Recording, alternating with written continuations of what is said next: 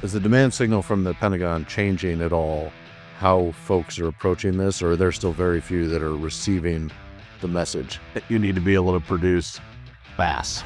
You ever heard of the Ukrainian donut? Is a great example. So the rise of the quadcopters was a direct result of two things. Number one, they fought with what they had, right? The second rise of the quadcopter reason was the lack of 155. So the quadcopter explosion in Ukraine was a direct result of this capability gap. The range of a quadcopter went from 7 to 10 to 12 to 15 kilometers.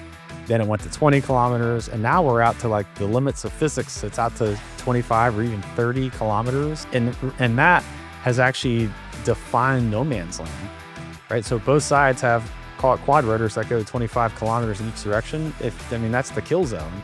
And as the war devolved into an attrition, warfare style, that is what defined the front lines. And so the problem now becomes if you have no man's land, let's call it 30 kilometers from end to end, just outside 30 kilometers is where the quad rotors physics just won't get there, right?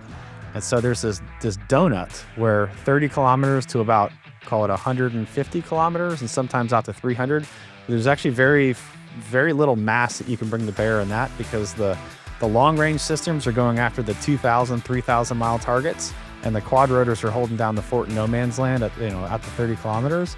So you had this void, this donut that really exists between the close and then strategic interdiction. This deep area is there's a void of mass on both ends.